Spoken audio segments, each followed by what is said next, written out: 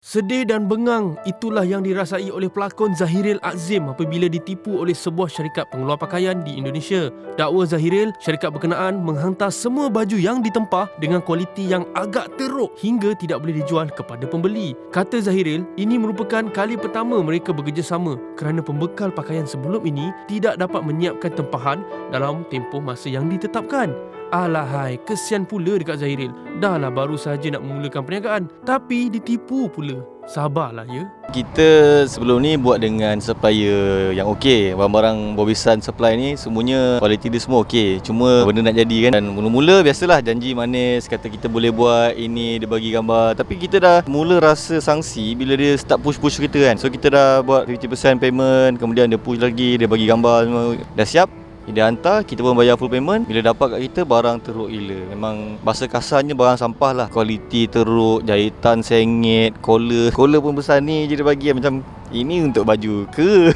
Memanglah mula-mula saya rasa bengang, marah. Tapi fikir balik, benda ni semua ujian kan. Biasalah buat bisnes. Cuma ralatnya ialah sebabkan saya baru belajar berniaga. Bobisan Supply pun baru sangat. Dan itulah modal kita, itulah duit kita. Bila kena tipu nak dekat 6,000 juga ni, terduduk kejap lah kita orang kan. Sedih lah, kecewa. Barang-barang semua memang tak boleh jual. Dan kita cubalah hubungi dia, bagi tahu yang kita terima barang ni dengan kualiti yang tak bagus macam ni. Memang tak ada satu, tak ada selai pun boleh jual. Dan saya memang takkan jual pada orang. Saya takkan ambil duit orang dan bagi barang yang tak elok macam ni. Jadi kita cuba contact dia, WhatsApp dia block. Dia block WhatsApp, kita DM dia di Instagram pun dia block. Habis semua dia block langsung. Malah saya sendiri guna personal account saya Instagram untuk DM dia tapi tak dia jawab. Benda ni sebab kita guna supplier daripada luar negara kan. Kita nak cari, nak jumpa dia pun tak boleh kan. Takkan kita nak pergi sana semua kan. Tak apalah, nak buat macam mana kan. Kalau dalam Malaysia tu mungkinlah insya-Allah kita boleh lagi lah berjumpa dengan dia, bincang balik kan kenapa bagi kita barang macam ni. Tapi sebab dia tak ada kat Malaysia, dia kat luar negara seberang. Selepas ini agaknya pendekatan yang digunakan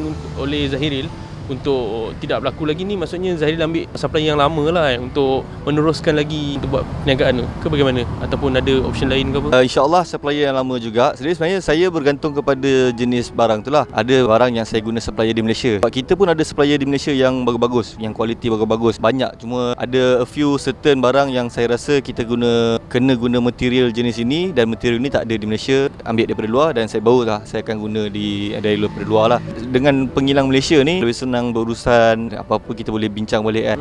Okay. Mungkin agaknya untuk peminat Zahiril kan, yang menyokong produk Zahiril ni, ingin tahu bila kejadian ni berlaku.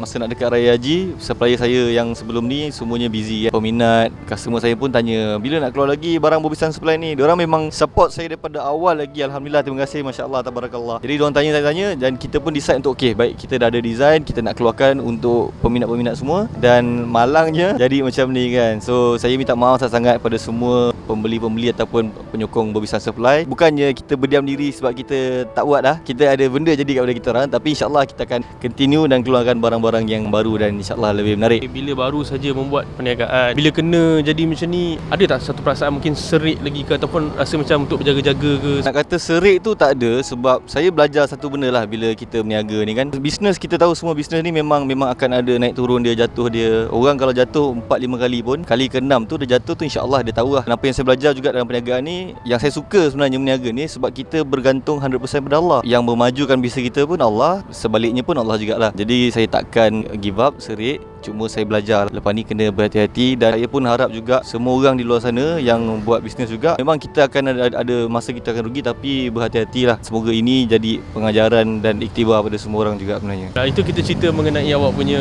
produk merchandise yang ditipu tu kan. Ini nak bertanya jugalah mengenai awak punya career awak selaku streamer gaming. So macam mana, masih teruskan lagi ke sekarang ini? Sebenarnya dah lama tak stream main game ni. Nak dekat 2 tahun dah saya dah kembali fokus 100% kepada aktiviti lakonan saya lah. Lepas PKP dah tak ada itu, kita pun dah dibenarkan untuk syuting semula. Terus full time berlakon dan fokus 100% kepada lakonan. Di samping tu saya buat ni lah, bisnes saya ni lah. Tapi insya-Allah lah, mana tahu ada rezeki, ada free time saya kan. Mungkin nak lari sekejap daripada busynya lakonan ni, saya stream balik ke kan. Wallahualam. Banyak ke sebenarnya Zahiril jana pendapatan menerusi game? Bergantung kepada usaha kita juga kan. Kalau kita rajin, kita banyak buat konten, banyak interaction dengan peminat kita di online streaming ni, banyaklah. Apa-apa pun saya rasa semua benda kita nak kena usaha. Kalau tak ada usaha, memang susahlah nak jana pendapatan yang tinggi kan. Kalau kita konsisten dan benda ni lebih stable lah. Macam saya dulu, saya sign dengan Facebook. Jadi saya ada monthly punya fixed income. Untuk saya, senang lah kalau kita nak buat pinjaman ke apa kan, nak beli kereta ke rumah apa kan. Cuma lakonan ni kita kena susah sikit untuk pelakon nak buat loan. Dia kena ada cara dia buka company tu, leceh lah. Jadi untuk gaming ni dia dah fix macam tu setiap bulan.